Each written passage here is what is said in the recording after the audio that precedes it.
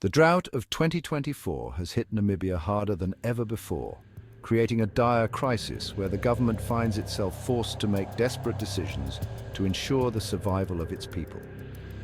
In an unprecedented move, officials have ordered the culling of 723 wild animals.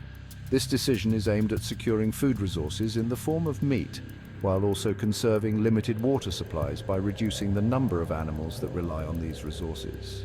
But why has the Namibian government resorted to such drastic measures? What led to this painful decision, and what does it mean for the country and its wildlife?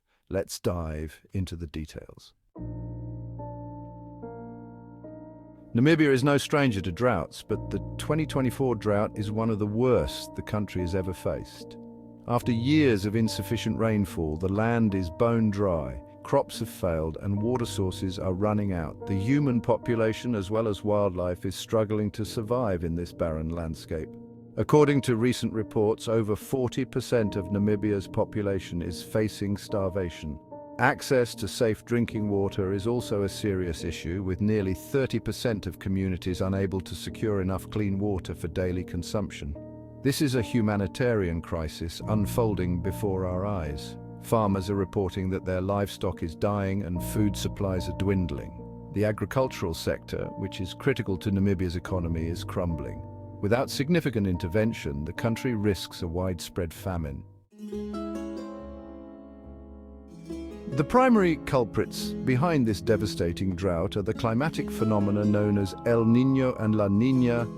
These irregular climate patterns cause extreme weather events, and for African nations like Namibia, this often means severe droughts.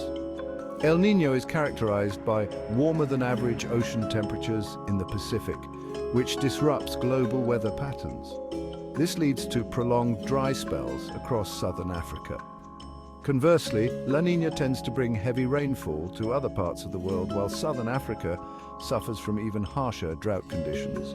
In 2024, these weather patterns have been particularly unforgiving, with Namibia experiencing below-average rainfall for the third consecutive year. This has not only exacerbated the water crisis, but has also impacted food production, leading to this extreme scarcity of resources. Unfortunately, countries like Namibia, which are heavily dependent on natural resources, bear the brunt of these changes. The government's plan culling 723 wild animals. In response to this crisis, the Namibian government has devised a controversial plan to cull 723 wild animals. The species targeted include elephants, giraffes, and various antelopes. These animals, while iconic to Namibia's rich wildlife heritage, require significant amounts of water and food to survive, resources that are currently in critical shortage. By reducing the number of these animals, the government hopes to achieve two main objectives: provide a source of food and conserve water. The meat from these animals will be distributed to the population, offering temporary relief from starvation. It is estimated that the culling could produce thousands of kilograms of meat, which could sustain local communities for weeks or even months. Each animal culled means one less being consuming the already limited water supply. Wildlife in arid regions can consume large amounts of water daily, and the government argues that reducing the number of animals is a necessary step to ensure that enough water remains for human consumption. This plan, while seen as a last resort, has raised significant concerns both locally and globally.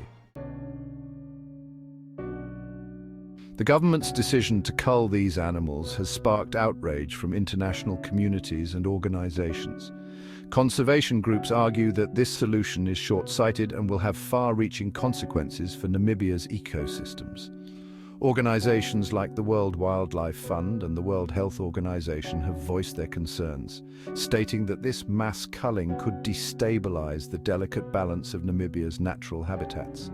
Elephants, for example, play a critical role in shaping the landscape, and their removal could lead to unintended environmental consequences.